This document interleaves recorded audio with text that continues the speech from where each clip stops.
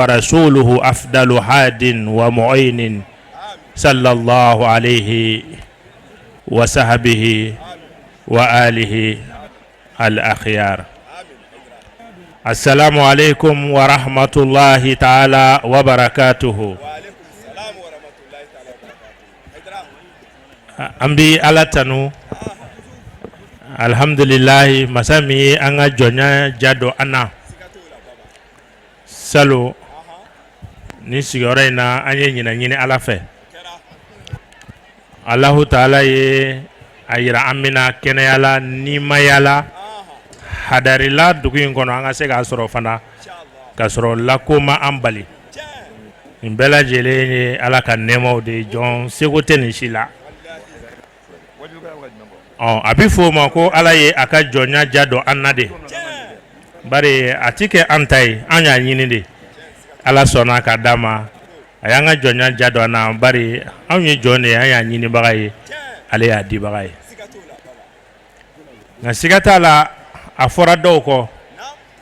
kenaya e do bali bi shi bana yere o do fana bali o fana ma fasa abi foko ala ye aka jonya jo olukan ninu ya ala kalatiga ode nin kligle na bela jele mi sayanene bana be kenaya be sorobe koli be nyene maya bitani ami ala ba info ka de la fe tun ante fagoy bari ambi ka fen fe nyini abi ala bolo amba de la fe sawere ala ko irana kenaya ko nana mawludu min naflene ala no e hijra sam bakele kemenani binani ani shekin no bebe isa bangi sam bafla ani muwa ani woroma ambe o mawludu de la ambe ala dele ala ko ke jien ma here ala ka ke islamia ma here ala ka ke jamana ma here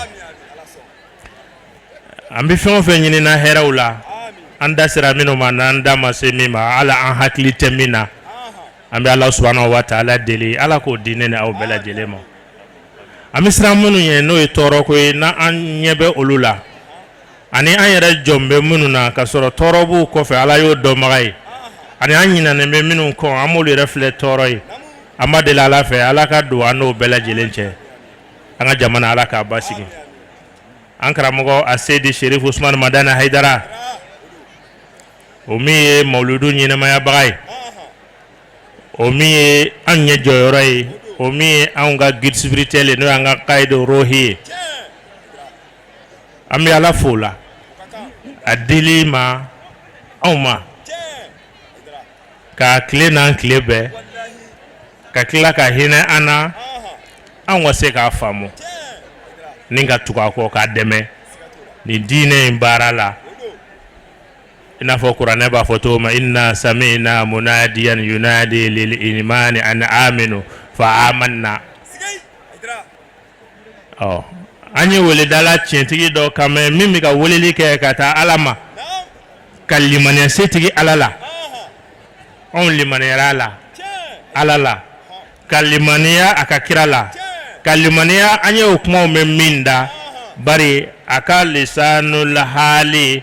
asdaku min lisanihi alqaili a ka lahalaya o tiɲɛtigiyalen don ka tɛmɛ hali a dala kuma yɛrɛ kan a Seid Cherif Ousmane Madane Haidara ka duwawu kɛ a ye doni minnu b'a a kunna ala ka doni don a yena de ka bon nka n'i y'a ta ala kama ala bolo b'a a kɔrɔ ala bolo b'a kɔrɔ ala ka layidu de don n'i ko i bɛ ale ala dɛmɛ a b'i dɛmɛ in tansurullaha yansurukum wa yusabbitu aqdamakum ni ko be ala dɛmɛ n'aw ko a bɛ ala dɛmɛ ala bɛ aw dɛmɛ ala ka dɛmɛ a bɛ i sen de banba an karamɔgɔ de ye nin kɔrɔ f'an ye koyi hɛrɛw tɔgɔw sɔrɔw hali jugu ka n'a fɔ ko yafa ma jugu kana fo an sorinya on de ma famo ni bela jele abi fo ma ko fadlullahi o ti sarati alaka ako ke iye o ti sarati alaka bari kiraw melekaw be jigi minun ka kira daw dana danya kelen ne ma ne alaka chide ne kata awma uma bo fo yoro la o yu faga kira daw kumana sandamando o yu faga kira daw kumana ka san chamanke o yu faga kira daw balula ka san chamanke kuma be obu bo fu be kiri obu samaka to fili nafo nabillahi nuhu ala kote ko atora ka mogo chela samba kele biduru kaje wa ma amana bihi illa qalil mogo fu imali manala fo mogo damadoni tafsirti do ba ko bishigini fla ngala ko doni o doni o lay hala furumuso te o la o doni o lay hala dendo ti o la adendo ti o la donc ala be min wajibi ya kiraka o de nga ci lase wallahi harafana abita kiraw nyininga mina abita kiraw nona bla nyininga mina o ti mogo sona wa o ti mogo joli tuguri no fe o yala yala se wa ala kiraka hijjatul wadaila aka kuma be ko fe na kuma na ba fa ala had balagtu sabaw yala ne ala se wa sabaw ba fo na qalu balak wallahi ye ala ka ci lase na kuma doni fo aba fo hal balagtu yala nye ci lase wa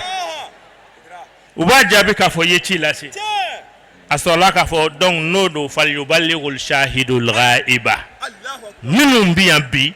oluka lase minuma noluma kene soro foga jien wuli minu fana ya don oluka lase minuma doma la halala bta nyingali ke minna flado ci de min nyinga yala ye ci lase wa na kwa ya lase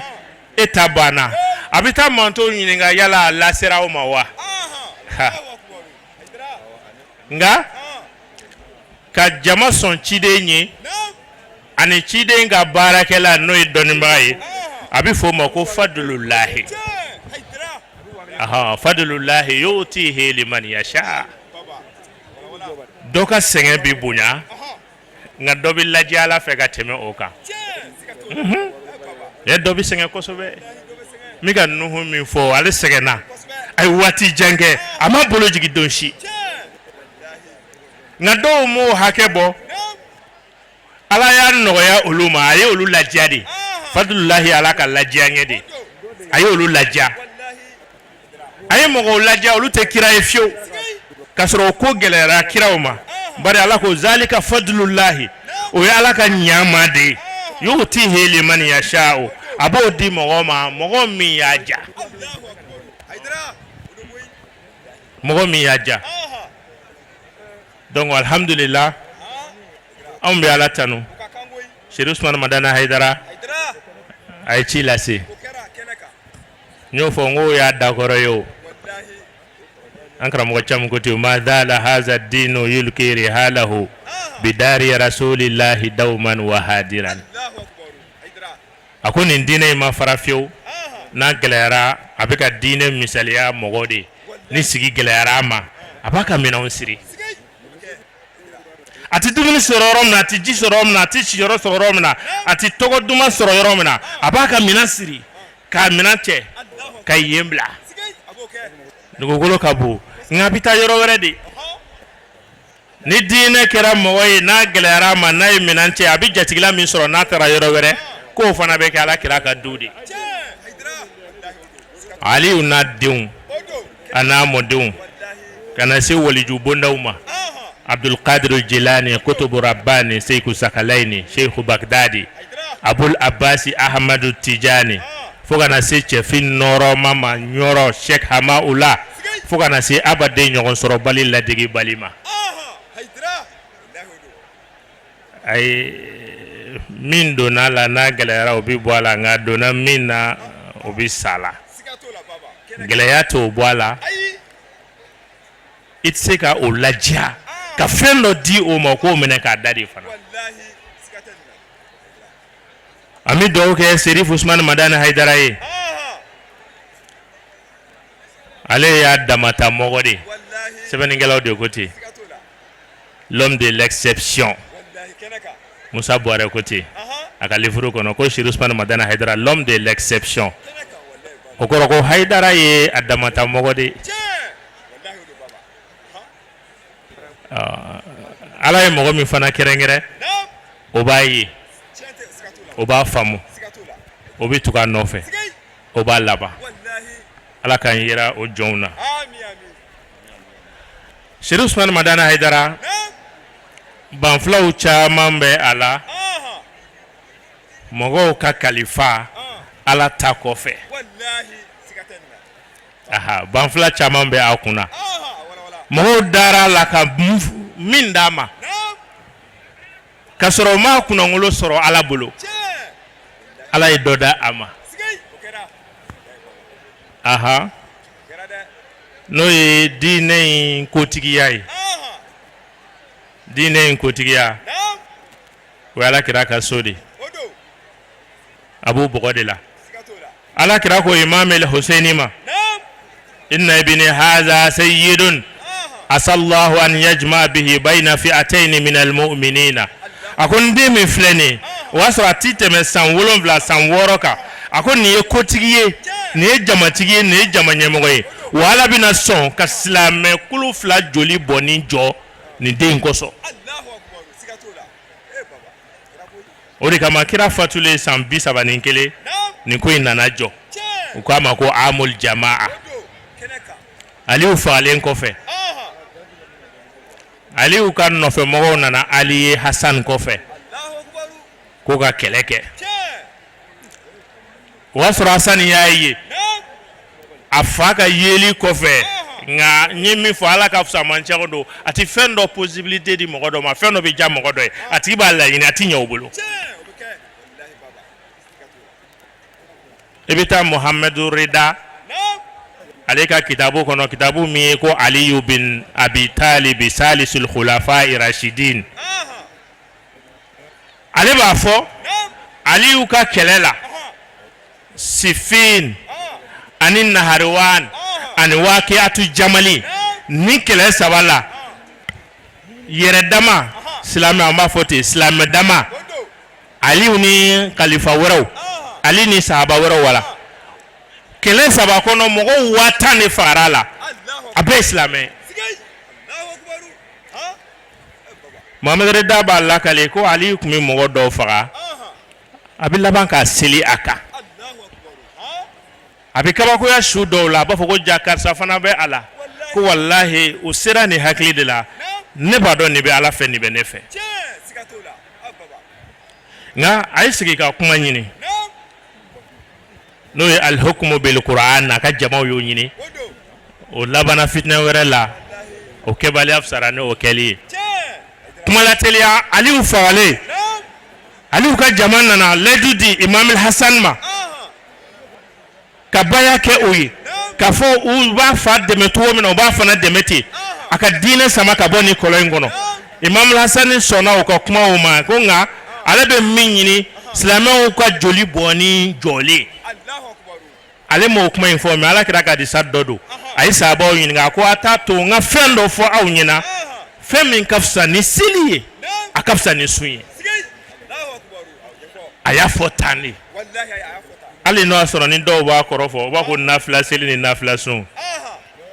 olu y'o fara kan o ye sariya ye nka ala kira ko seli de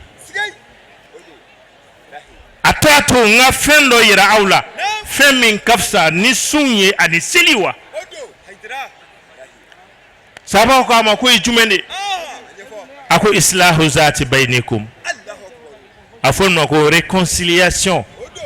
aw cɛ ka bɛn aw kan ka bɛn a ka ɲɔgɔn mago to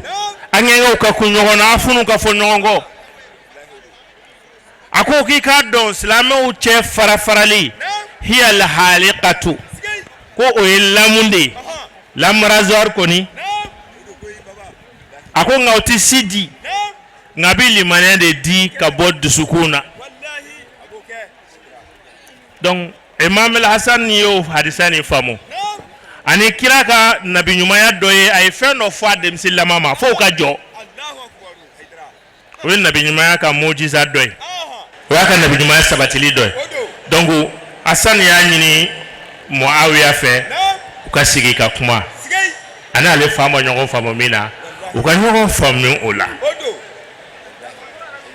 aye khalifa ya latime Muawiya ma na saratiuye yala sa silamon joli ka bo ba fo ko année de rassemblement amul jamaa silamon ka faranyogonka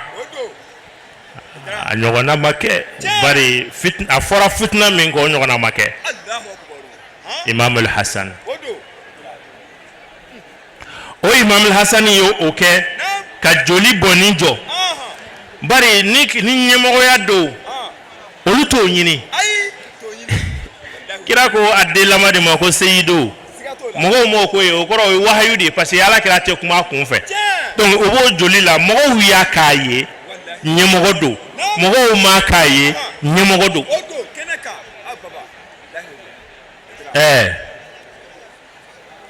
ankara mo Abu Jafar Jabate ka betu do be adonala Imam al-Hussein ga anniversaire kenega papier ndom ne bolo droka sebe ka do ne bolo bisidikin wa aklin mahabbatikum muhiku imanin siratikum falastu ubali ya bani zahra bizidin wa amrin li hujjatikum fa kullu siyadatin siyadatikum wa ajru risalati toha nabi bila zulmihi famawaddatikum akoni cheni sabatili ni segesegeli reke ko yere la limaniya tamasiri islamela o yala kira somo kanuye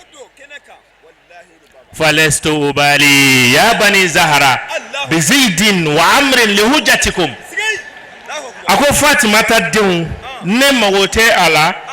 kafo Zaid wal Ma'amre o yarabu kan kuma dendoye to uba fo mako Jean ou Paul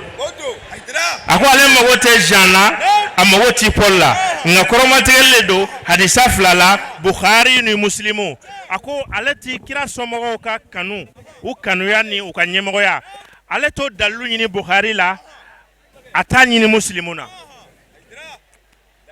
awo ni dogo ka ti Bukhari la ako kale tiga nyini Bukhari la ni dogo ka te Muslimuna ale tiga nyini Muslimuna me abi Qur'an aya de la wa ajru risalati toha nabi bila zulmihi ni ale ka betu de ako ala kira ka kira ya sara ka soro ima kira tonyo kira ka hake makife fama wadatikum o ka ke asomo fe ako kullu siyadatin siyadatikum ako nyemo ya beye kira ka sotai betu fangele na ko azillun kazihi aya ukala wa kullu siyadatin siyadatikum ko yala ja ani jatigi ko yala we kelen wa fere mi jole ani ni yelen joraka walma kle abi jamindi suma mindi kerefe yala olu ye kelen wa utikelen nibiga chlori red da valendo finin chlori mi mbale go don akana finine la oti don jafe kuma dola hala fargolo bunya ana kunama janya iba era kunama de fle ko imaginer ko estimer oti don jafe parce que jabi damne surumani na foka ta mo doubler nga jatulembe atigi de ko no yi sigi ijabi sigi ni wula ki jo ijabi ajo ni tarabita ni sigi na be sigi atsega foko chega taka sigi chara bi na nsoro ya donc ko kira somogo de ye zatuye azilun kezihi yala fen jabi ko mnafo fen yerewa ayi wa kullu siyadatin siyadatikum akunga nyemogo ya be au de tai keneka wallahi ibada min sayyidu rusuli Haidara jaddukum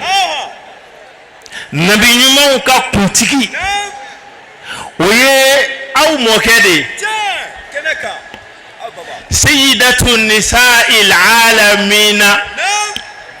musomin kafsa musotobe walma jinyeni lahara musokundigi musonane ngafla be bokira kelinda dukono ato ni mi misrala ni fla taraka babeba Allahu akbar Haidara Khadija ni Fatima be kira ka dukono ote musokundigi yayi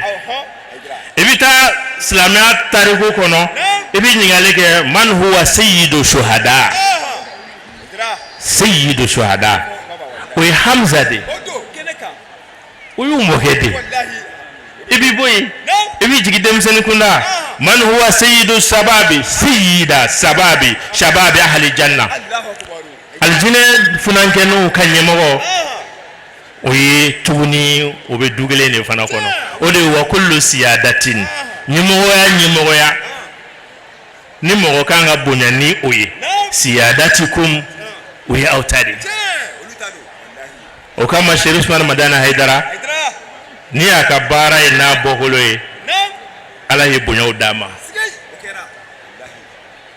ala ye bonya udama e kotinye na tigitew kotinye na ta tigi bolo wallahi keneka kono na ko de ko foi kemango nga hakili kaye ko keta do de ka gele doro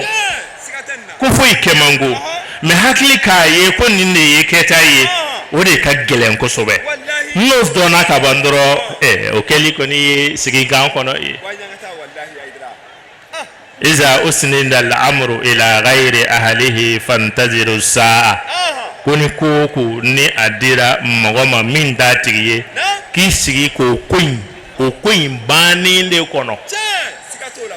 do ya de jewuli la de jense ga wuli o mana ko no fe we ayi ko min di magoma min na maga ko ni beba o de ka jebe wuli fantaziru sa'a ayo ko ni bani kono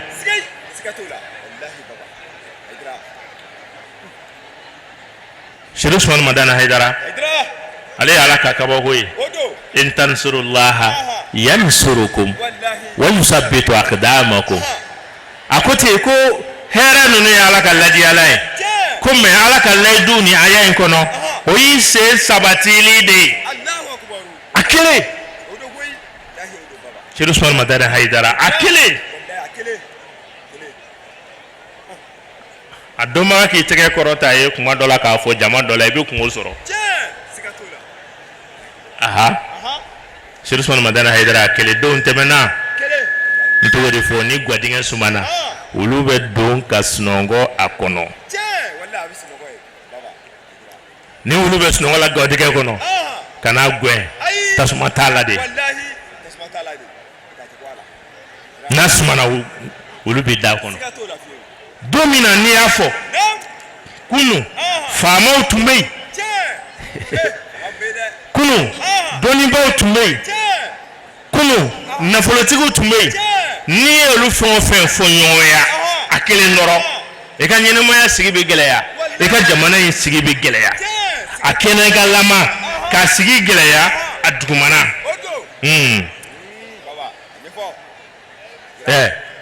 walantigi nege walantigi vita fo fama yororo ko ka don maga doka ko laje walanje na bolo de sikatola de baba kay gele ya ubesra fura Cherif Ousmane Madane Haidara de ma ko kunu kaka dade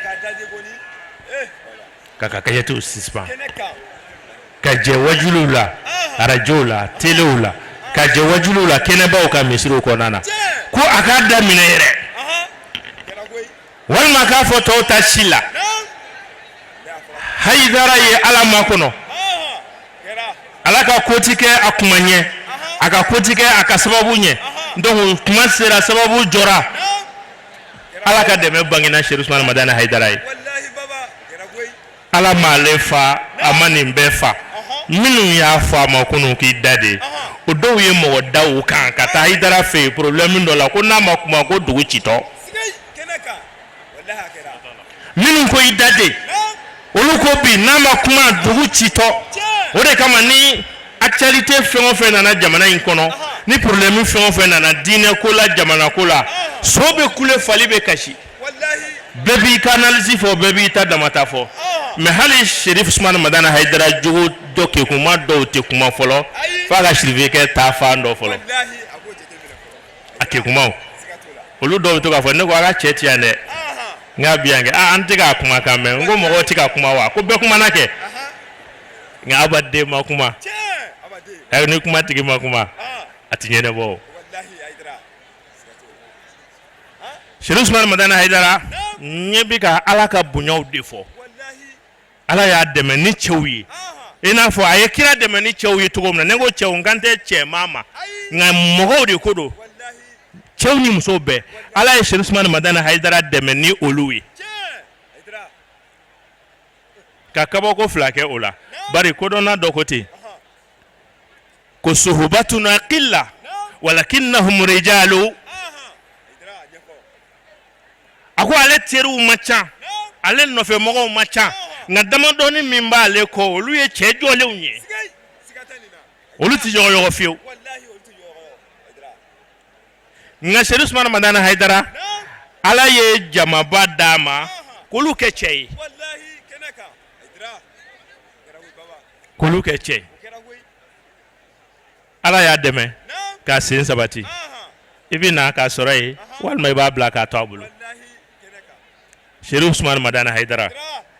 awa silamɛw nana u ka diinɛ ɲɛmɔgɔya kalifa la k'a lajɛ a fɔlɔfɔlɔ kɛra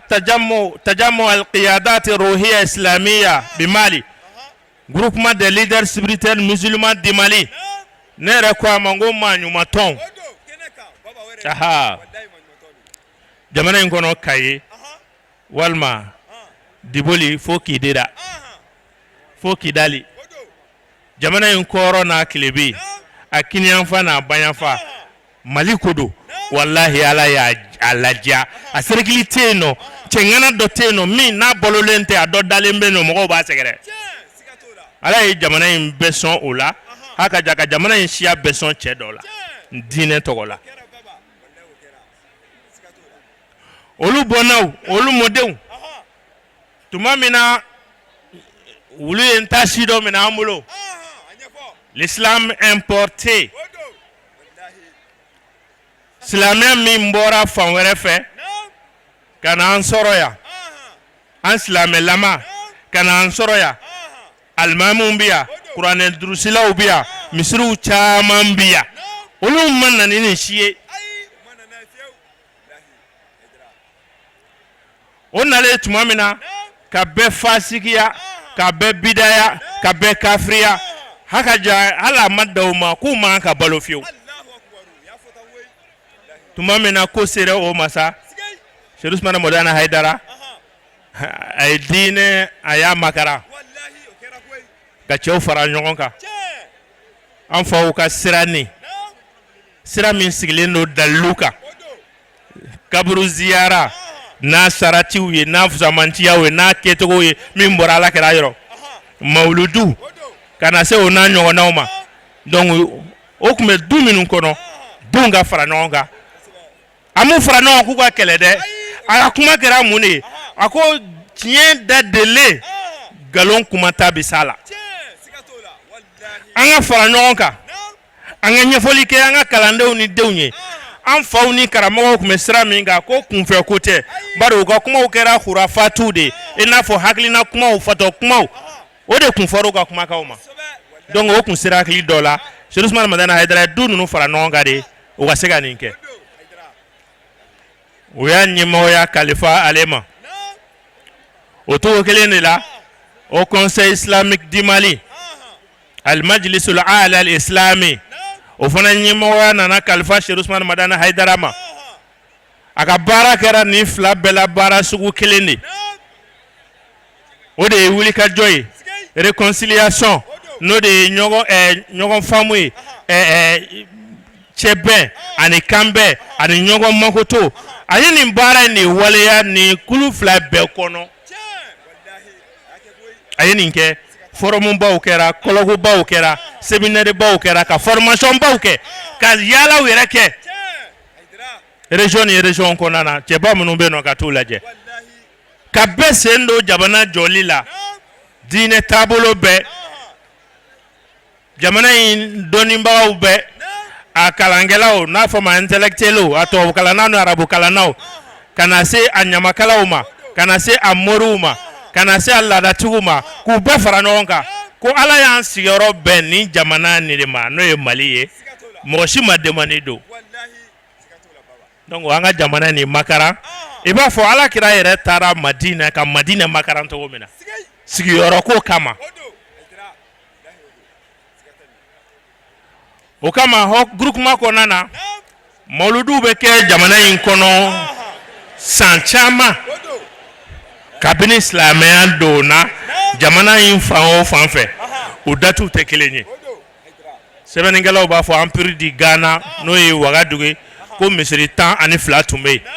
fo o fando togo dalembe ibe arabukan dine kuma yala no yi kumbi dumfi tumbe ani kumbi sala dogo arabukan do ko kuma kele kumbi solihi okoro kumbi nyuma no ye nyuma onka dugu ye dogo ko selila o ka dugu kana se bore mande masa fola ka tubima 1050 no ye bore mande o min tubira ibn Umar alaitoni fe kana se Tomboktuma o sigira hijra 100 muslimatan aslamelama asigini biche boli ma batwala oluma tubi islamia de Tombouctou sigi nashaat muslimatan donc ni jamana o kumeni chogaya de la minu sigira adine lama tuma dola uni mogoro jera minu yere tubira ka do dine na ni mori doka temesena ye o ka jogo yu laso iba sorola olu jigina o fe o ye mori ke imbunya afara yu gashi sigi Allahu akbar odo baba awoni aiwa ama famu to gomna ko bamana oyi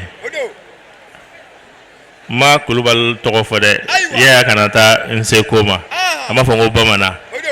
kana mo reba fo bamana o famu inde mo te islamia la donc o kera shia no kera l'arabu yere en fait ama fongo kera bamana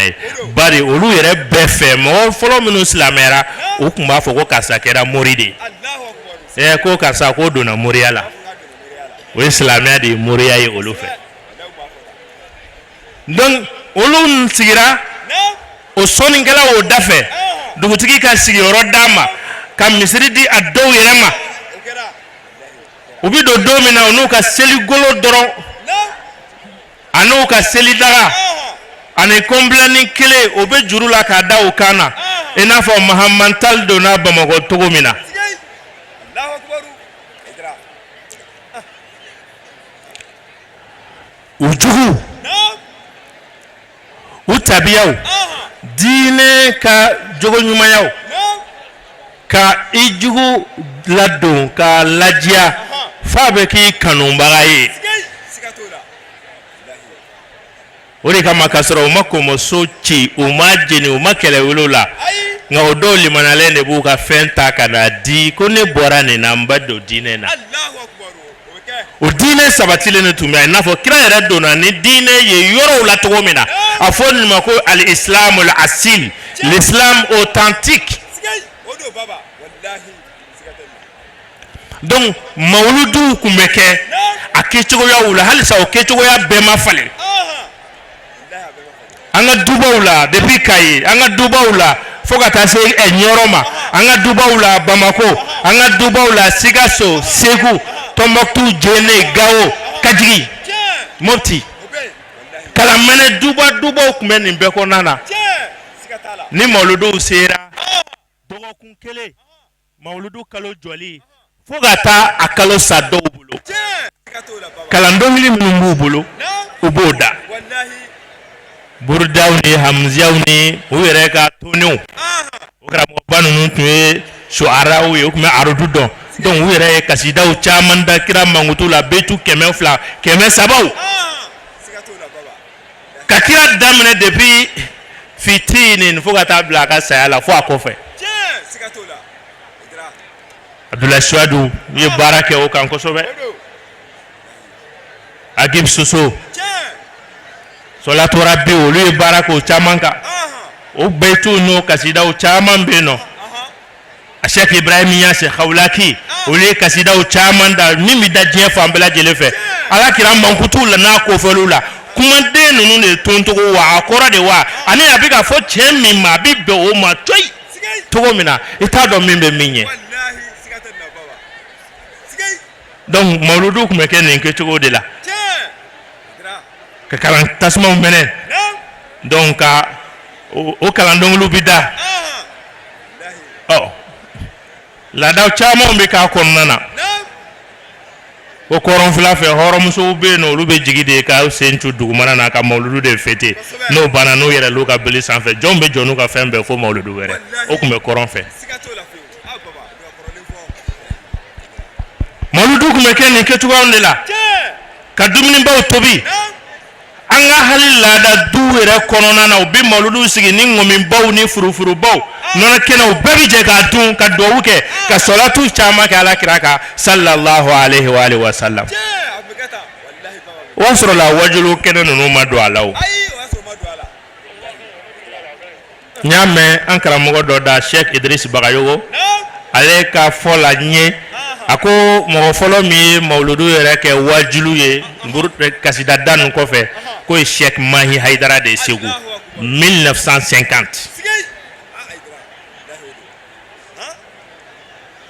donc sisan nin kɛcogoya in ani kɛcogoya caman hali an minnu bɛ wajulu kɛ nin kɛcogoya la i b'a sɔrɔ programme misɛnnin 1000 de bɛ yen nɔ n'an bɔra yan nɔ o de olu de bɛ yen nɔ ala kira ka mawludu la olu bɛ k'an fɛ fo san ni mawludu ni mawludu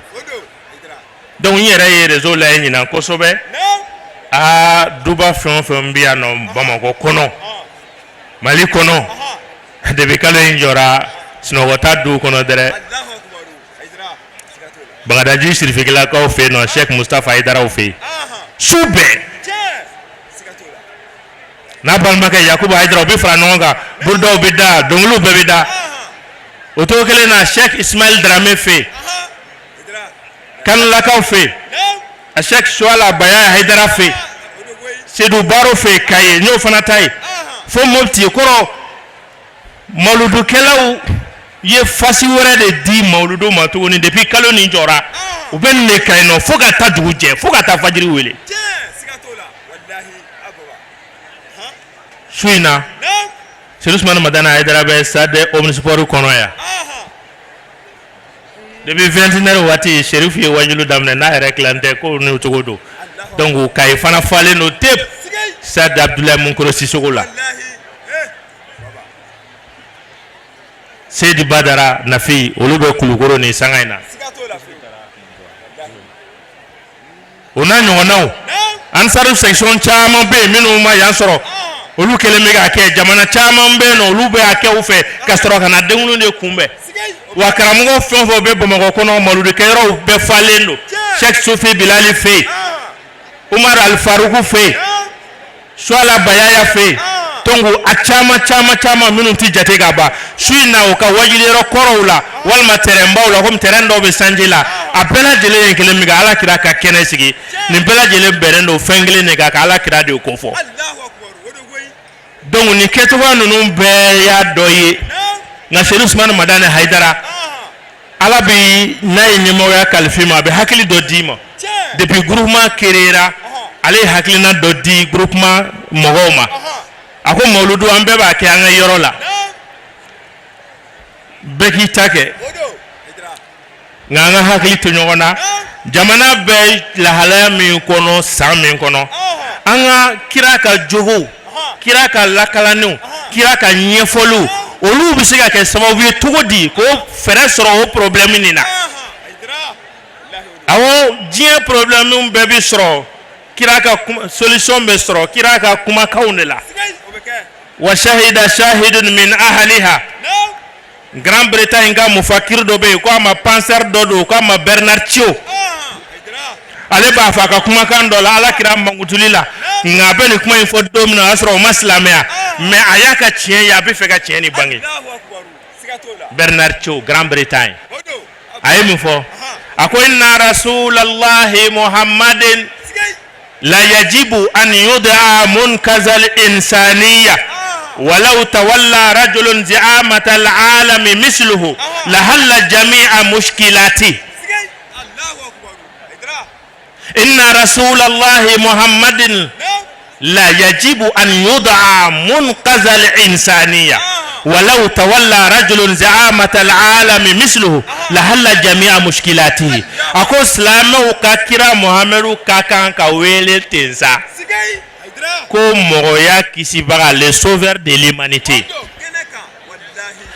ako communauté internationale munumbe we nega famu fotwe tomba munu sileme jie kono kam fika fitness am fika cheta maka am médiation ke okulu chama beno jie kono jie tomba usigira o kama kele dablali kama kakila ka kele la sala on fana bla posu do fana kono minumbe yala jie kono ka fitna o lasa nga kele tigasa bari kuma dola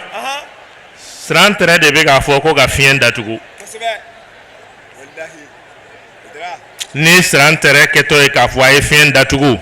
akana datugu da ay jibone bari aklala de sigatola baba Haidara wallahi ne ce awani na ma kelemite akeleme na fo nga che do e kuma do fo na ko ngo sogo ye waraba e ngo sogo be fara no ka dondola ko beki janyaba bolo korota surugu ye bani bolo korota Allahu akbar Haidara waraba ye befle ka be janyaba bolo yibolo ako nya famo ko beki janyaba bolo bla be tabla bani bolo be sanfa atiko la ka tufafana Allahu akbar Haidara tege jigine be miniti durubo bani be bolo la bolo korota mbe ali sa surugu ma janyaba ye bolo bla waraba prene surugu kuna kaka bolo bla surugu ye bani bolo bla ka tege nemu Allahu akbar Haidara anga jiye kele banaw de kele sababu ye na banaw bisa wallahi wi sharia fon fe sigi kele kumbeli ni minu manga ke kele kono a sharia be soso ba kera ulude keneka wallahi convention Genève deuxième guerre mondiale bane wi sharia do sigi kele kono kayira arme sulur do beno arme nucléaire do beno bombe atomique na nyogonaw olu kana utiliser foga dansigi a glamba gaula kakila ka yoro do fana fo ko kele corona ko lu kanga ke yoro la tanganeye ina fo dogotoro so ina fo bato ke yoro église walma misri walma demsenu ka kala yoro ngauka kele ko nana be fola ka yende goshi oba fuga kele ko nana ko prisonnier de guerre ni mo wanyina mamina kele la capture vivant ko o kana faga o fana damana tribunal de be no o manga faga ni sharia nunu tara o fe nga kuma dola amanga dine don foite convention Genève kono minte adabul qital fil islam ni o tape google ka abena ne kiraka ladamu ye kele kono adabul islami fil qitali islamia ye ladamu jumande fo kele kono ala kiraka kele ula na tara abafa ko akana kele ke sufe akana jugu akana biuka sufe ala kira ba funyina akana uka fien empoisonné akana jimbe ko mumbe temoka dugufe akana koni ngiri akana muso faga foni muso mimbe kele kono akana demseni mi faga foni demseni mi marfata akana chogoroba faga foni mi indication di walma abika hakilina di aw kana aw be ka ta dugu mina ko olu de be ka aw kele atemeto hali n'olu ni mɔgɔ be diinɛ na diinɛ wɛrɛ la n'a sera olu ma u ka bato kɛyɔrɔ la a y'olu to yen bari olu t'aw bɔ kun ye waye kɛlɛw sɛgɛsɛgɛ fana mun bɛ yen n'a ye kɛlɛ kɛ n'a ye se sɔrɔ a kana a jugu k'a tigɛ tigɛ k'a faga k'a tigɛ tigɛ a fɔ o ma ko tamisilu a kana o kɛ a kana jiri den taw tigɛ a kana a dugu jiri sumaw tigɛ a kana u ka sumaw jeni a kana u ka baganw jeni fo n'a bɛna dun a fɔ o ma ko adabul qitali article caman de b'a la ala kira ka fɔlen na wa a y'a fɔ a y'a latanga donc Bernard Chokote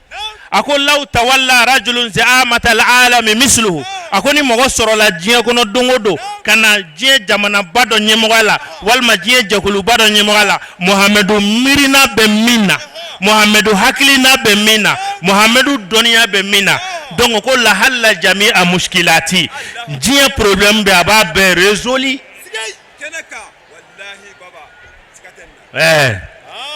diɲɛ kɛlɛ o gɛlɛw kun man ca koyi n y'o f'i ye ala yɛrɛ ka cɛkɔrɔba Sunjata Keyita Mande masa a bi kurukanfuga sariya sigi don min na 1236 awɔ kɛlɛ in sebaya sɔrɔ 1235 u ye mɔgɔw labila a kɛra samiya ko samaraw ka ɲɔgɔn sɔrɔ nin yɔrɔ kelen na donc u bɛna jɛ ka ko saba kɛ a fɔlɔfɔlɔ soso kɛlɛden minnu minɛna k'olu juger a filanan ka jɛ ka faamaba kelen a fɔ o ma ko empereur k'o sigi Manden jamanaw kunna a sabanan de ye ko ka sariyaba dɔ ladan bɛɛ b'i yɛrɛ sɔrɔ sariya min kɔnɔ kurukanfuga gora n'o ye kurukanfuga sigi kɛra nin koba saba in de kama mais a fɔr'u tatɔ ɲɛna ko san wɛrɛ an bɛ ɲɔgɔn sɔrɔ yan nin koba saba de kan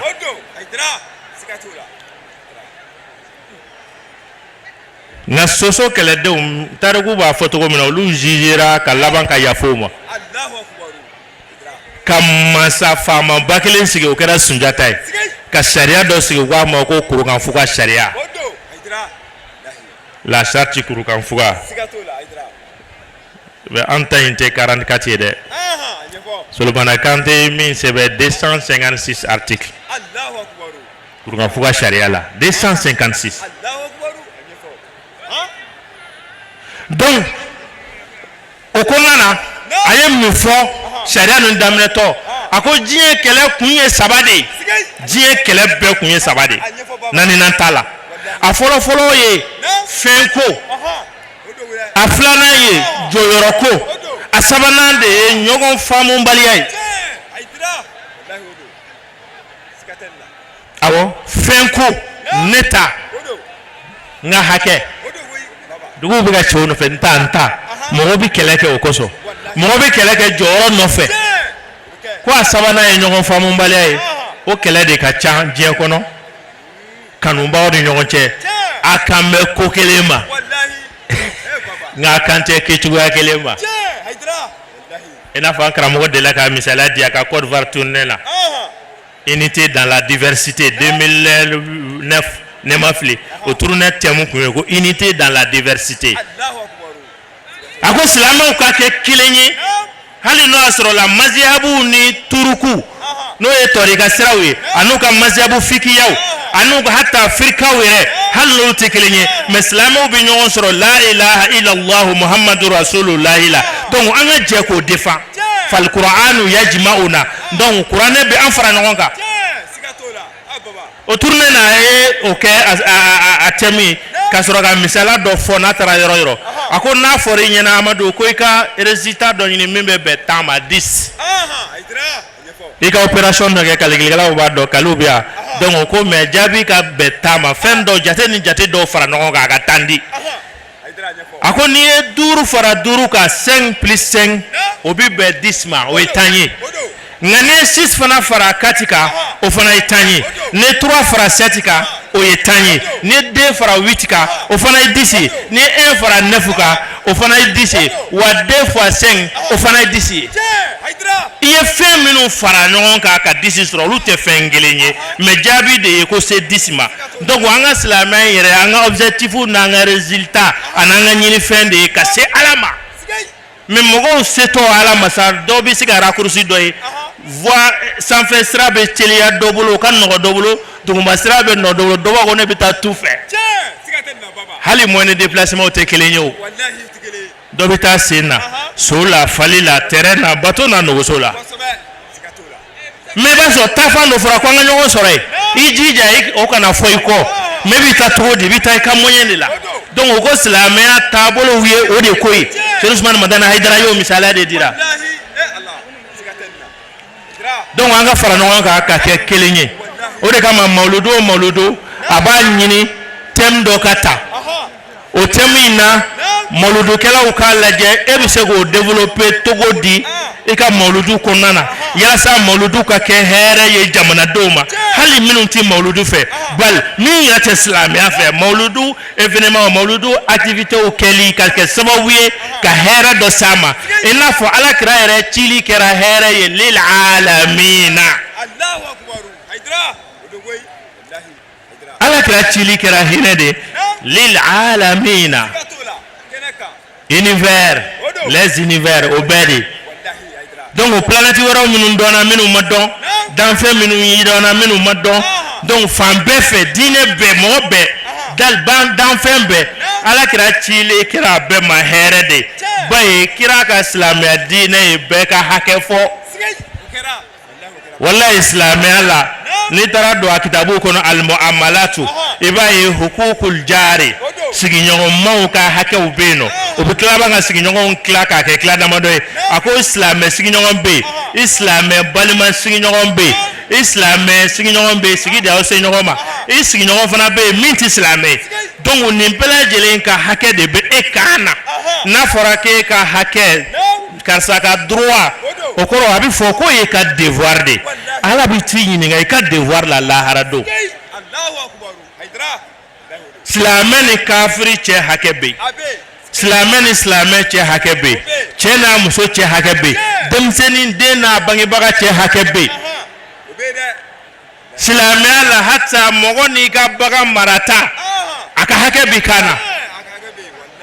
abololu ko nyuma ana ladbuni ko nyuma oye manja ko yadde bari hadisa ba fo ko muso do tara dakalat mur'atun nara fi hirratin Allahu akbar kera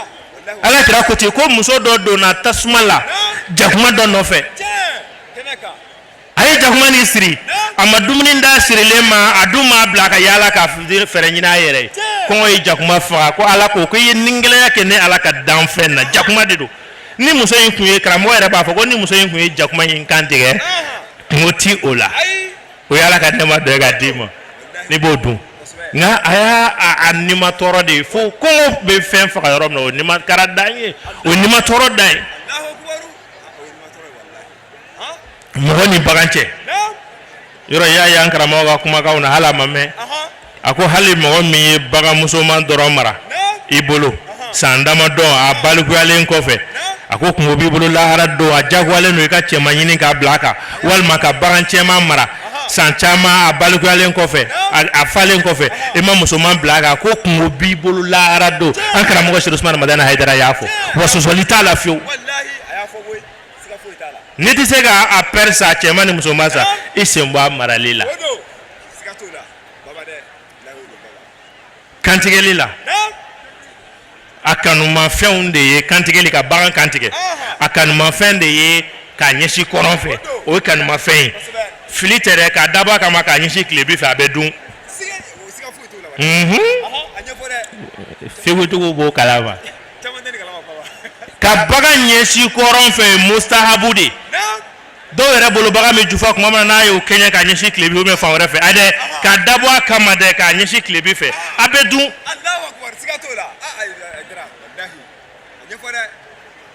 bisimilahi fɔli o kanunen de do nka ne ɲinɛ n'o ko a tɛ n'i y'o to yen nɔ a tan kɛ i ka ŋaniya ye e tɛna faga boli dɔrɔn na o de ɲininen do fɛn min tɛ dun o de ye ala tɔgɔ ma fɔ min na k'o tɛ bisimila ye dɛ o ye min ma faga ala kama hali ni alimami de ye sɔnni kɛ sogo faga o tɛ dun awɔ n'a ka dugu alimami de ye sɔnni kɛ sogo faga a tɛ dun n bari a fagara sɔnni de ye a ma faga ala ye uhilla li ghayri llahi o fagara fɛn ye min tɛ ala ye nka min ye kantigɛli yɛrɛ gɛlɛman ye o de ye ka muru da diya kakana tege Allahu akbar fasa minnu be no kan ka tege kan telikala bodo donc fasa bani fasa miseni fla donc ko de tege mais o sharatile no ko ken fen da dumane min ka teli wallahi afrata muru dagoma tinyala gabagurun tenyala ay o ci tenyala wallahi Haidara ori kama qur'ana rabbi afa to go do fo ki bolo bri bankana ka kan chori fo ga fa wal ma yejuru ja kana sagani banu no femu kan kan tege fo ga fa wal ma duna jinge kono ya surugu ni kala wal men nege fo ga fa ya ta ka trois kan ka kankari fo ga fa ayra bora ka bi ayra ma ka kankari wal ma binajila ona nyogono ni bagan saraw satola qur'ana yere de u da nyogon ka ko lu te duna Allahu akbar afrata Haidara donc silamɛ ye diinɛ min hinɛ ni makari de do hatta i ni mɔgɔ wɛrɛw cɛ kuma tɛ ni baganw ma kuma tɛ ni i silamɛ ɲɔgɔn ma o de kama san bɛ thème bɛ di mawludu la ɲina mawludu la Cherif Madane Haidara u ye thème min di mawludu la o thème taara sigiba dɔ fɛ hakili la juin kalo de o tile 20 Cherif Madane Haidara silamɛya tendance bɛɛ fara ɲɔgɔn kan palais la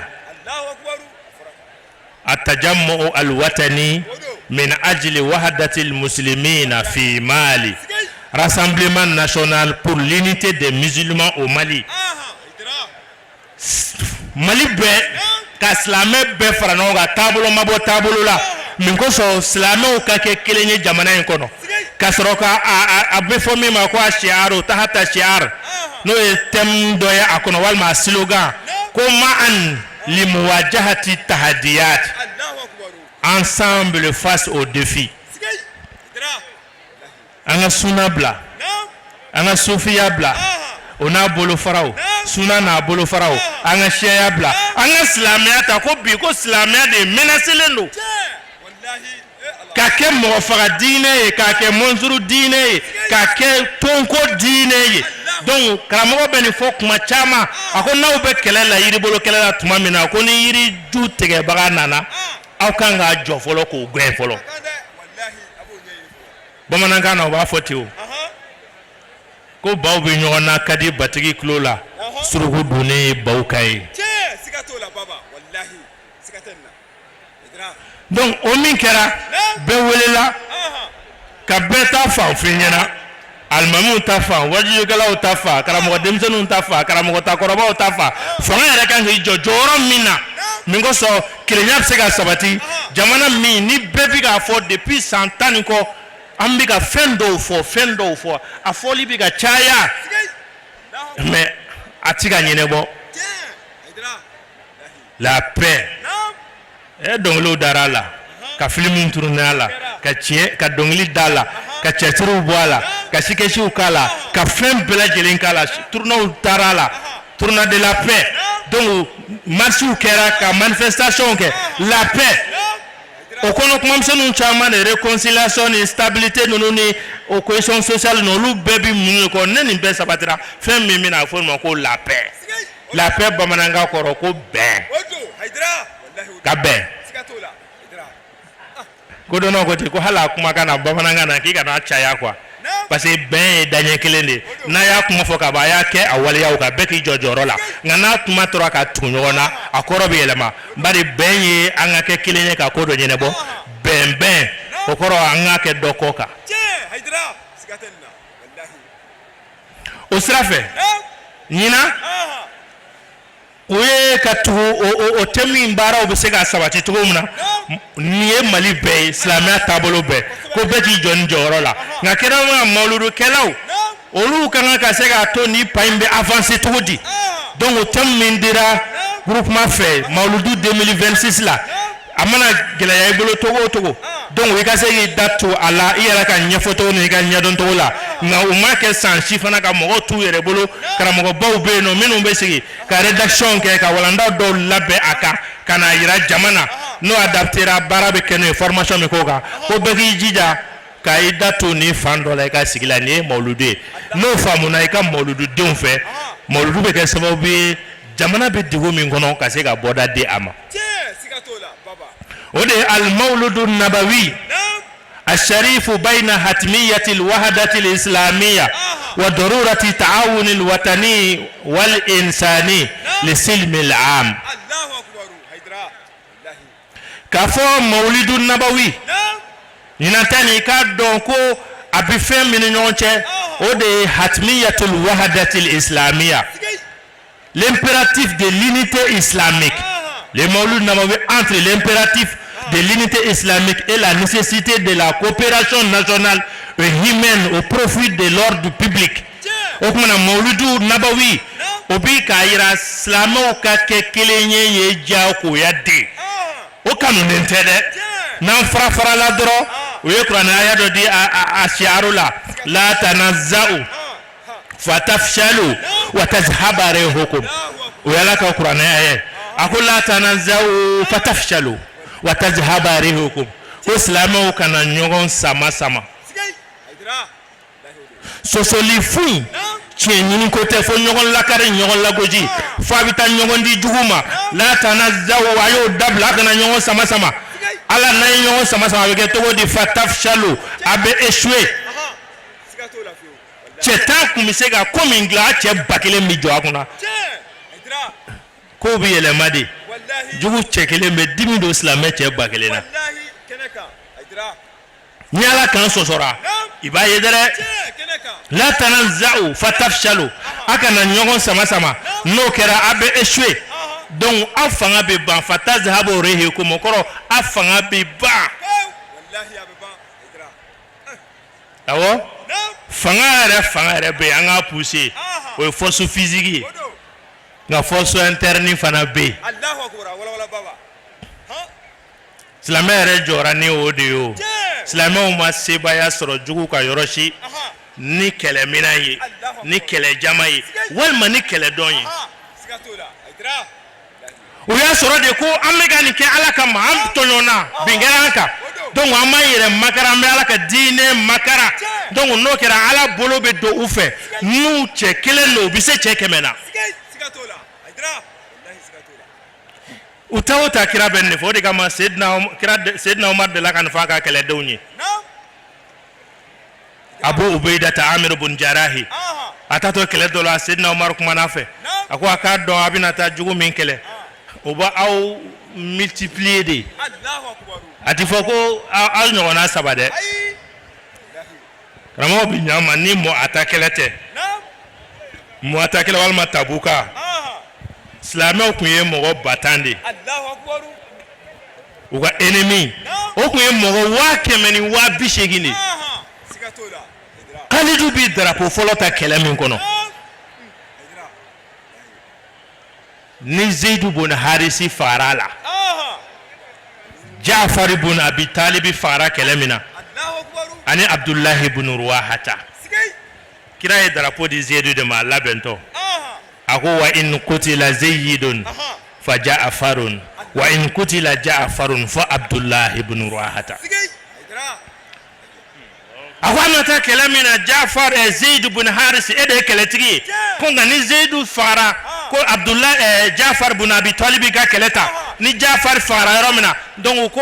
Abdullah ibn Ruwahata ka drapota yahudiya do tumbe Madina nana sigi Zaid gura ko wallahi ni Mohamed ikra ni chekelente sigi Allahu akbar sigay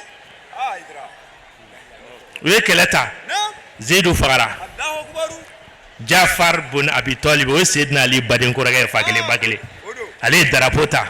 we akini molotike ay drapeau mina no mambulo la we an mambulo tike ay bolo kunruni flaga drapeau pour adisika we murutura e bien tura adisila ka boga bi o kama wa fa ko Ja'faru tayyara subhanallah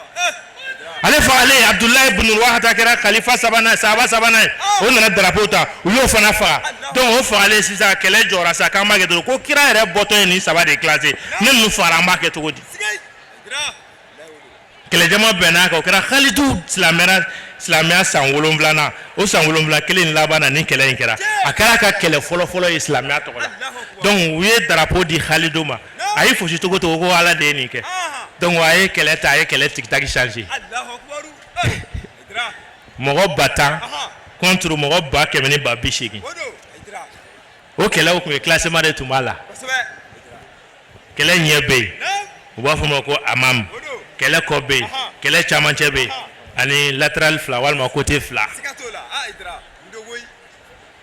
olu ka kɛlɛ yɛrɛ fana na camancɛ kɛlɛlaw bɛ yen kɛlɛ ɲɛfɛlaw bɛ yen kɛlɛ kɔkɛla kuma bɛ yen o ye kalatigiw ye donc o kɛrɛw bɛ yen nɔ kɛrɛw bɛ yen nɔ donc Kalidu kelen ka drapeau ta a ye système jumɛn de kɛ a ye poste in a ye bɛɛ changer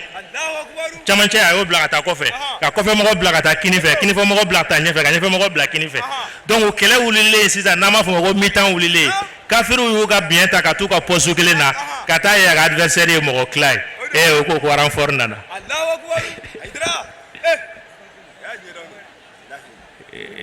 Gambo ti kɛlɛ in bɛɛ la min fɔr'u ɲɛna kira fɛ u ka sira Ala ɲɛ kɛlɛ in kɔnɔ u k'a dɔn Ala t'u dɛmɛ k'u ka ca a t'u dɛmɛ k'u ka kɛlɛminɛn ka ca a t'u dɛmɛ k'u bɛ kɛlɛ dɔn nka b'u dɛmɛ k'u bɛ Ala fɛ o ye ni Ala bila ni ŋaniya changera n'aw fɔra ɲɔgɔn kɔ o de kama silamɛw ka kɛlɛ la o Uhudi do silamɛ cɛ 3 sara minɔgɔ fɛ ji sɔrɔlen cɛkɔrɔba dɔ de binna bintɔ yi ko ji a denkɛ de taara ka taa bole dɔ ɲini ka ji k'o kɔnɔ a nana k'a b'a fa kun lawuli ka ji d'a ma bamanankan mɛnɛ ko ten ko ba min bɛ kasi minɔgɔtɔ la cɛkɔrɔba y'a lajɛ k'a ye ale den de taara ji ɲini ka na d'ale ma a y'i bolo sin dɔ ma hali a ma se ka kuma k'o binna ale ɲɛ denkɛ in taara ka t'o fana lawuli o fana y'i bolo si sabanan ma denkɛ in taara sabanan lajɛ a y'a sɔrɔ minɔgɔ y'o faga a seginna ka na filanan lajɛ a y'a sɔrɔ minɔgɔ y'o faga a nana sabanan a nana fa lajɛ a y'a sɔrɔ minɔgɔ y'a fa faga ji b'a bolo ji sɔrɔlen bɛɛ ko f'a tɔɲɔgɔn kɛ kuranɛ b'olu ma ko wa yusiruna ala anfusihim walaw kana bihim khassasa o de kama fana olu tun bɛ se sɔrɔ bɔ u kun t'u dogo ɲɔgɔn kɔfɛ u kun tɛ dɔ kɛ laloma ye k'o bila ɲɛfɛ bɛɛ de b'a ɲini ne ka to yan nɔ n tɔw ka sigi ne ka to yan n tɔw ka sigi o de kama hali Uhudu kelen in na ye Musabu bonu Umeru ni kira tun bɛ fini kelen na u y'ale faga mais tiɲɛ don u ye kira bɔn yɔrɔ min na kira ɲin karila n'a binna dingɛ kɔnɔ k'a ten sɔgɔ k'a ɲin kari donc Musabu de nan'i bin kira kan kalada 73 o de sɔrɔla a fari la ye ko juguni ale fagalen dɔrɔn u ye kafiriw ye drapeau kɔrɔta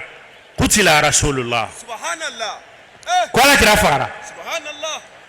sahaba dɔw y'u sigi ka minɛn bila ko an nakun ye min kun b'an guide Jibirila yɛrɛ tun bɛ jigin min kan o ye kira sara sahaba dɔ taara u sigilen sɔrɔ ko mahat katbukum aw ka lahala ye jɔn min ko kila nana kutila rasulullahi sallallahu alaihi wa sallam k'a fɔra n ye ko ala kira fagara a ko ni kira sara de aw bɛ sa de aw bɛ segin de wa a ye wuli a ka sa fɛn kan kira sara fɛn min kan nka ale b'o fɔli min kɛ a bɛ a minɛ camancɛ fɛ la tanazza'u fatafshalu wa tazhaba rihukum a kana ɲɔgɔn sama n'o kɛra a fanga bɛ dɔgɔya a barika bɛ ban kulonkɛ bɛ kɛ aw la a bɛ ala wele o sanga na ala t'aw jaabi fiyewu o ye ala ka kumakan de tuguni donc walandaw dilanna nin de la ni sen fɛ kuranɛ ayaw caman bɛ a kɔnɔ wa atasimu bihablillahi jami'an wala tafarraku ala ko silamɛw ma a ye ɲɔgɔn minɛ ala ka juruba la kelen a kana fara i mana juruba in fɔ kɔrɔ fɔ kɛ a bɛ bɛn kelen de ma dɔw ko hablulahi ko ala yɛrɛ jaati de don dɔw ko hablulahi la ilaha illallah de dɔw ko hablulahi ye kuranɛ de dɔw ko hablulahi ye alakira de bɛɛ y'i ta fɔ a la a mana kɛ nin fɛn o fɛn ye nin bɛɛ laɲini kelen de ala ni kira ni kuranɛ ni sariya a bɛɛ de kelen ye nin bɛɛ de bɔra ala de yɔrɔ a tɛmɛsiraw de ye kira ye awa a tɔgɔ de ye diinɛ ye a sɛbɛnnen de ye sariya ye donc ala ka kumakan de don ko silamɛw ka ɲɔgɔn minɛ o la aw kana fara arabukan na kuma fila bɛ na fi amrun ani nahayun al amru yaqtadi al wujub n'aw tigiw fɛ ni amru fɔra o bi wajibi de ko fɔ fo ni karina nana min b'a yira ko wajibi tɛ ni donna balaga babu kɔnɔ o fɛnw caman bɛ yen wajibi bɛ na filo amri bɛ na mais wajibi tɛ a bɛ kɛ musabu ye a bɛ kɛ lakarili ye awa a bɛ kɛ kanune ye a bɛ kɛ khiyaru ye a bɛ kɛ fɛn caman ye o fɛnw bɛ tugu a nɔfɛ ngani yoro la karinate ni karinate noro koroko wajibi dedo wa tasimu bihablillahi ay nyogo minala ka jurula ka klaka nana gelale ta'kidi ko jami'an aw betus ivaran ko jaw betus aw be mo mabwala biduni istisna akramo de kan nyogo mina de ko jami'an wala tafarraku ka klaka nana nahyu fana tuguni annahyu litahrim nahyu fana mana nane karinate o fana be haram nali de ko fo donc ne aya ina karinate al amru ya wujubu ya nahyu ya tahrimu aya ke o de ay nyogo mine mitaw nyini nga aka nyogo mine na aka na farafara ni minu farafara la mitu nyini nga farafara kuna donc ni islamia ton chamala ja anfe ni muka barjuka ni muka darapoka ni muka kumakauna akumaka yanko ni segeda wallahi mais wallahi awali ali ifrai wa tasimu bihablillahi jami'an wala tafarraku donc qur'ana aya chaman beno ala sallallahu alaihi wasallam akakuma kaum adaire ka ketaw ben nyogonde me ani client ben nyon chefolo comité mba foto ko na national ben nyogonche tokoro islamo doronte amna kala an ala kirala kayfa allafa bayna al-ausi wal khazraj wa kayfa wada awwal ad-dustur insani fi wasiqati al-madina التي قد أراء فيها حقوق كل من المسلمين وغيرهم وكيف أخى بين أصحابه الكرام وكيف رباهم على الإيثار حتى أنزل الله الباري فيهم محمد رسول الله والذين معه أشداء على الكفار رحماء بينهم ibita fela sisa ko kera togodi kera ere ni kuma munu fo ayere sira ka wale ya togodi faso de kira genga bo Madina Makka amata na foiche amata na foiche ni kira botogo amata na che anani nyeji faso fle togo mina kalande do mogoye ani qur'ana ko nana sura rabbi kisa temenen do ka min ala bi Allah kale kray ashabul ukhdudi النار ذات الوقود إذ هم عليها قعود وهم على ما يفعلون بالمؤمنين قعود شهود وما نقموا منهم إلا أن يؤمنوا بالله العزيز الحميد متى كفر على بيجا واتي دودو كفر دوغو نكرا إيسا كفري أكيسا كجانكو سبب دمسن دوكا soma no fe yala ni masake ya blo no fe anana tu yahuda doko kana tu chrétien doko tongu ka ban abla la sra mi ke bare ayi tien doyi min ka bo wi tongu masake ya sai ko ga pini ko ga faka tongu yo ko chama ke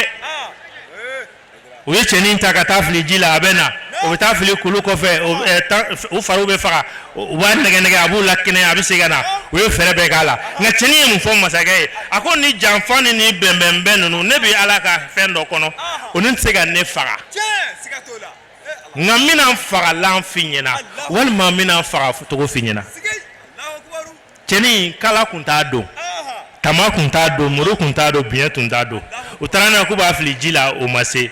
o galabu be o kolo be fara o ko ku ba fili kulu sanfɛ ko ba nyonti ga fili o mase o nana abla ko masakɛ da ga fɛrɛ kala a ko masakɛ ma fɛrɛ ti sɔrɔ ne la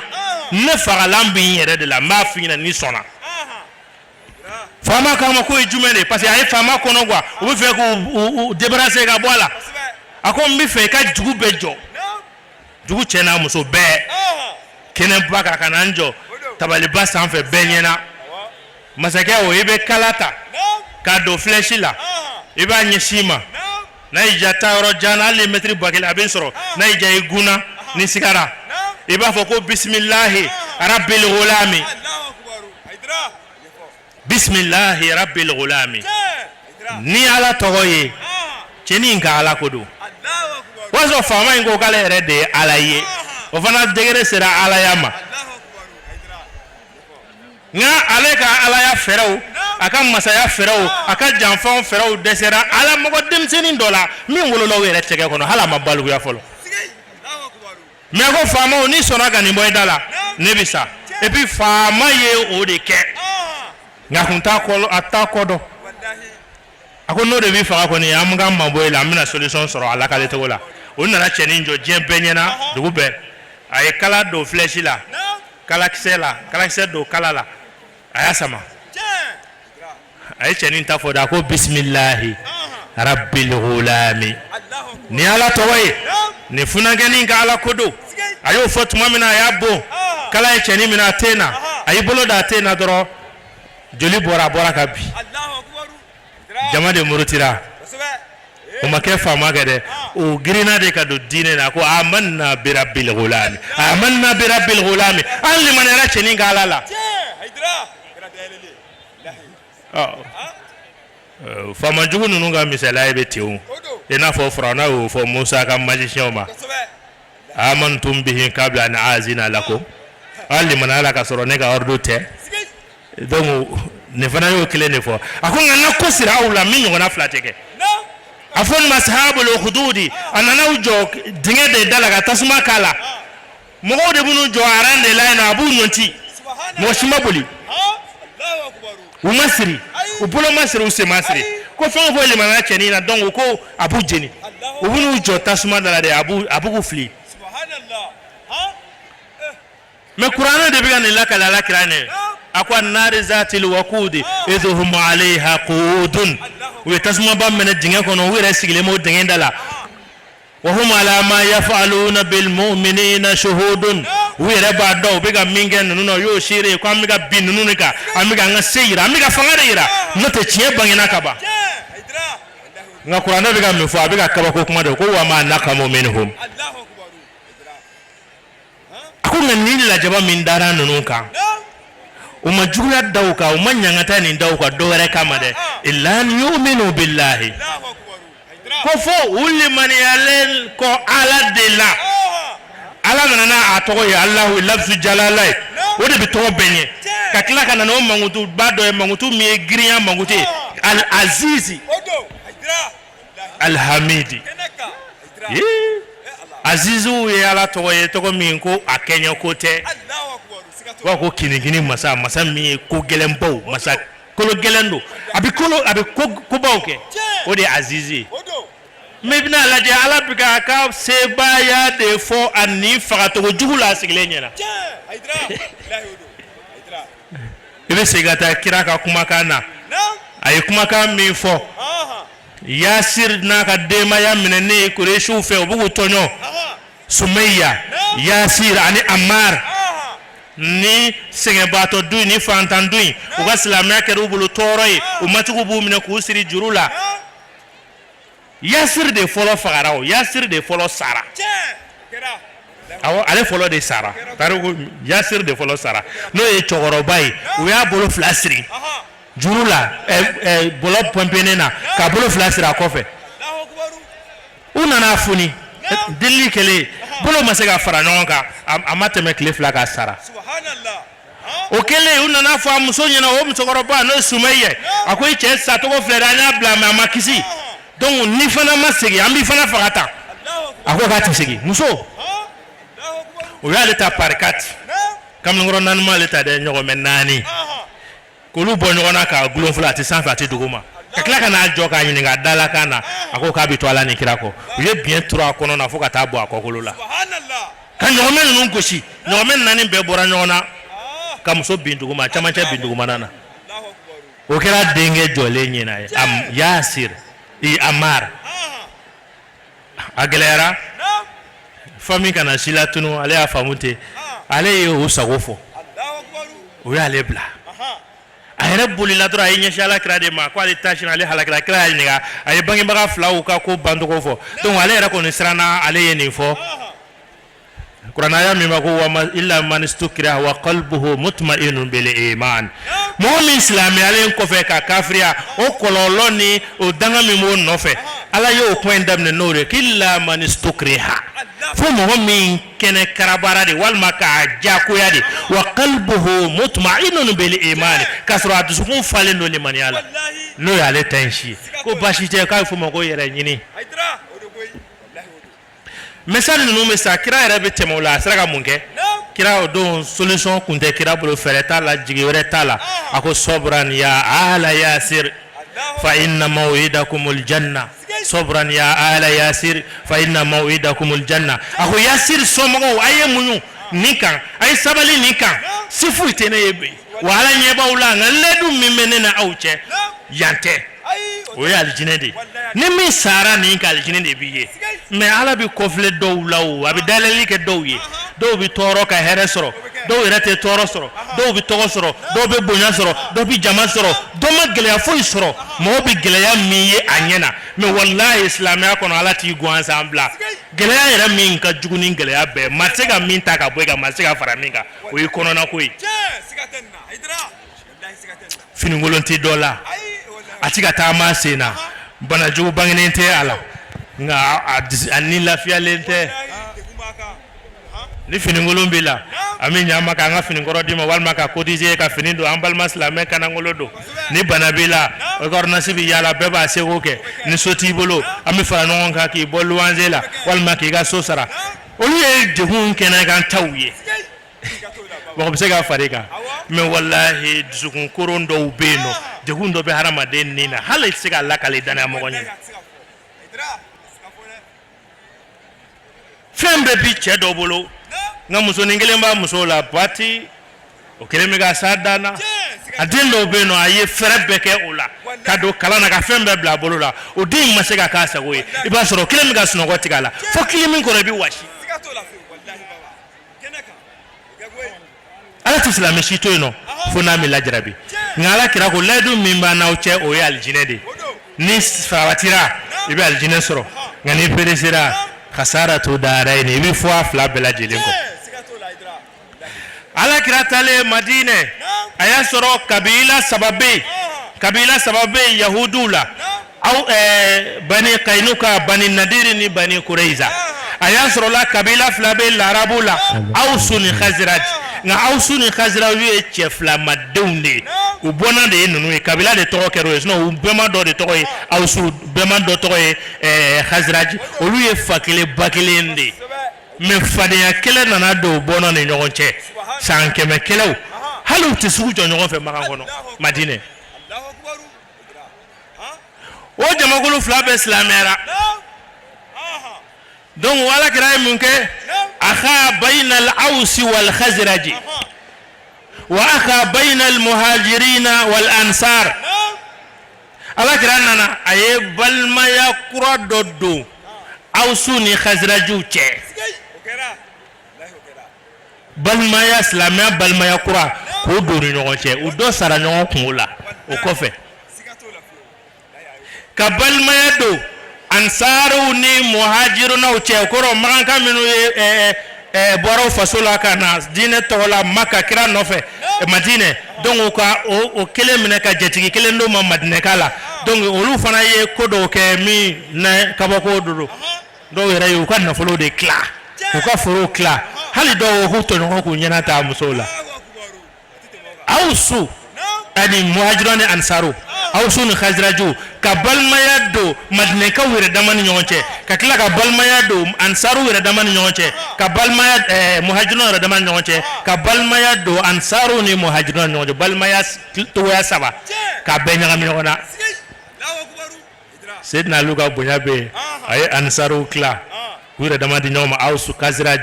Seydina Ali kelentora ay ansaru muhajirun kla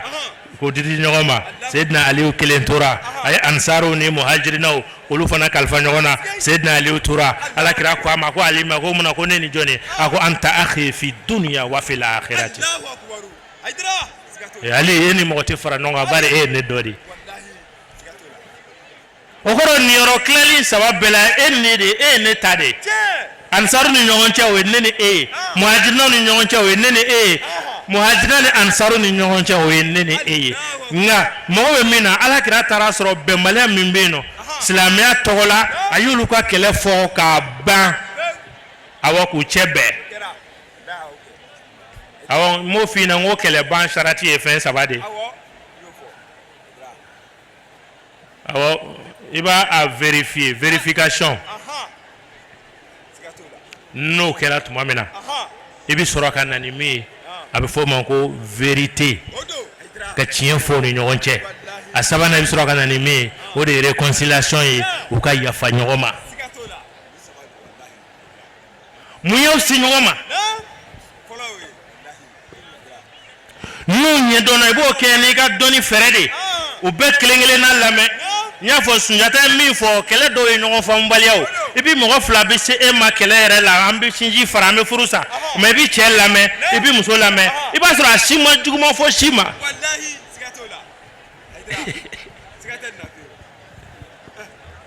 mais n'i taara dɔ in fana lamɛn o fana bɛ segin kɛ f'i yɛrɛ b'a fɔ ko a yɛrɛ y'o tiɲɛ na a yɛrɛ y'o fɔ k'i tiɲɛ na i ma deli ka nin kɛ a ma deli ka nin k'a la donc i b'a sɔrɔ cɛ fana bɛ na muso fana ma nin fɔ o fana ma nin kɛ o fana ma nin kɛ donc i bɛna ye olu kɛlɛlen don kɔrɔ fɛnnin dɔ de bɛ yen nɔ ko nin dɔ faamubaliya bɛ yen donc mun de bɛ yen mun faamubaliya bɛ yen donc i b'u ka kumaw gɛrɛ ɲɔgɔn na n'u gɛrɛ ɲɔgɔn na tuma min na i b'a kɛ e ma karisa faamu a ma nin dabɔ nin kama nin ye fili de walima karisa i jo tɛ nin kelennin na donc o cɛ tiɲɛ bi fɔ n'o fɔra tuma min na i bɛ sɔrɔ ka na ni réconciliation ye i bɛ sɔrɔ ka na ni pardon ye a y'aw tɛgɛ di ɲɔgɔn ma aw man ka kɛlɛ kɛlɛ man ɲi aw la aw mɛnna ɲɔgɔn fɛ sinjiya b'a ni ɲɔgɔn cɛ balima b'a ni ɲɔgɔn cɛ aw silamɛ dama aw man ka kɛlɛ o b'a sɔrɔ tiɲɛ fɔra o b'a sɔrɔ a ɲɛɲinina o bɛ sɔrɔ ka yafa ɲɔgɔn ma ka kangari gɛlɛn da bɛɛ ye ni min jo t'a la k'a fɔ i jo t'a la i kana sɔrɔ a fila la wallahi ni ma kɛlɛ o kɛlɛ ban ta i b'a wuli a bɛ wuli tuguni flamme de la paix ni fɛnw caman kɛra a y'a ban ti ɲininkali k'a la a ye nin ba ni ye kɛlɛ o kɛlɛ ban tɛ a bɛ wuli alakira ye ninnu cɛ fɔ ka ban bɛnbaliya min tun bɛ yen ɲɔgɔn faamubaliya min tun bɛ yen nɔ k'o fɔ k'o ban o ka kɛ kelen ye u k'u tɛgɛ di ɲɔgɔn ma u ka yafa ɲɔgɔn ma ka kangari da bɛɛ ye bɛɛ k'i banba i ta fan kan o tɔgɔ kelen na tuguni a labanna ka u b'a fɔ o ma ko pacte al-muahada aw al-wasika to Madina ka bɛnkan dɔ ta yahudi n'a fɔ ko yahudiya du saba tun bɛ yen yahudiya ani larabu mais yahudiyaw yɛrɛ ye dɛgɛminda saba ye olu ni larabu minnu sigilen bɛ yen n'o ye Awusu ni Kaziraju ye ani Makankan minnu nana sisan k'olu ma kɛ saba ye ka bɛnkan dɔ ta Madina lakana bɛnkan bɛɛ sigi kan n'a fɔ ma ko sigi kan donc an Madina sigi la yahudiyaw bɛ yan awa silamɛw bɛ yan larabu bɛ yan siya wɛrɛ bɛ yan nɔ donc an ka sigi tan an ka ɲɔgɔn mankoto an ka ɲɔgɔn ka siya bonya an ka ɲɔgɔn ka diinɛ bonya an ka ɲɔgɔn ka laada bonya an ka ɲɔgɔn ka faamu bonya an ka ɲɔgɔn ka hakilinaw bonya et puis an ka ɲɔgɔn makara hali n'an tɛ diinɛ kelen ni kɛlɛ bɛ na anw fɔlɔ de b'a dɔn ɲɔgɔn fɛ yan nɔ donc yahudiyaw ni mɔgɔ min nana k'a bɛ bin aw kan nɔ an tɛ diinɛ ɲini silamɛw bɛ fara aw kan ni mɔgɔ min nana bin silamɛw kan Madina a ye fara o kan yahudiyaw y'a siɲɛ alakira y'a siɲɛ alakira y'o kɛ u sigira Madina kɔnɔna na ɔ bɛnkanw na o a bɛ fɔ min na ko al-ahkamu ta'dubiya disposition disciplinaire o bɛ yen o ne ye sariya ta yɔrɔ yɔrɔ la i bɛ na ni disposition disciplinaire ye al-ahkamu ta'dubiya donc o kɔrɔ sigi kɔni nin y'a sariya nin ye kotigi a bɛ kɛ tan a bɛ kɛ tan o bɛɛ kɔfɛ hali tɔnw ni partiw la ani jɛkulu bɛɛ la n'a ye nin kɛ a bɛ na ni nin de donc nka nin tɔn in kɔnɔna na sisan ni mɔgɔ min ye nin kɛ ko bɛ latɔn e la ni mɔgɔ min ye nin kɛ ni mɔgɔ bɛ bɔli kɛ ni mɔgɔ min tɛ na ni mɔgɔ min y'a kɛ tan ni mɔgɔ min y'a kɛ tan donc i bɛ ɲangini tɔgɔw fana bɛ cité gɛnni b'a la ladili b'a la fali yɛrɛ b'a la u ye bɛnkanw dɔ ta ni min ye nin sɔsɔ donc nin bɛ k'i la an bɛ jɛ ka nin k'i la kuranɛ yɛrɛ y'a fɔ ten koyi kuranɛ ko ten dɛ muminu fila ka kɛlɛ la ko n'a y'u cɛ fɔ k'a bɛn wa in bagat ihdahuma ala al-ukhra faqatilu allati tabghi hatta tafiya ila amrillah donc jɛw bɛɛ de la n'a y'a ban a bɛ sariya dɔ bila sen nka ni min y'a sɔsɔ sisan a ti ni dɔ in jɛra an bɛ segin k'aw fo ko kura an bɛ segin k'aw fo ko kura k'aw wale ɲuman dɔn ko kura ka jira aw la k'a fɔ stade du 26 mars ndolanci kɛnɛba nin kuma in na an nisɔndiyalen fari foni ne Issa Mohamed Cherif Haidara kɛlen kɔfɛ ka ɲɛbila wajuliw kɛ silama jama kɛmɛ kan dolati kɛnɛ minɛ ka fa i ko da kɔnɔ ɲi bɛɛ sigin bɛ ka diɲɛ kɔnɔ fɔlɔmaw ni labanamaw kuntigi Mohamed Mustafa nɛɛma ni kisi bɛ a ye mɔden a sɛjɛda Cherif Ousmane Madane Haidara wa sirifikɛ donga an bɛ ka bi ko sɔn min sɔrɔ ka sabu kɛ dolati kɛnɛ tɛ ka to a cogo la bilen maa minnu bɛ sanfɛ minnu bɛ duguma bɛɛ ɲɛ bɛ fɛn dɔ n'u bɔtɔ la o ye diɲɛ n'u bɔtɔ ye o ye sirifikɛ a n'a ka jama kunbɔtɔ ye a sɛjɛda Cherif Ousmane Madane Haidara i n'a fɔ a yɛrɛw ɲɛ bɛ mankan la cogo min na dolati kɛnɛ na aw minnu bɛ k'an lajɛ Mali kɔnɔ ani Mali kɔ kan a k'a dɔn k'a fɔ nin kuma in na fɔlɔmaw ni labanamaw kuntigi Mohamed Mustafa nɛɛma ni kisi bɛ a ye mɔden a sera kɛnɛ kɔnɔ n'a sera kɛnɛ kɔnɔ silama jama bɛ wuli k'i jɔ ka kanu jira a la ka bonya jira a la cɛba min ni kunun ko kana bila bi la a ye wajuli kɛ ka maa ba yiri ka kɛ ka Ala lasɔrɔ sira sɔrɔ ni silamɛya don ka layidu wɔɔrɔ bayatul islam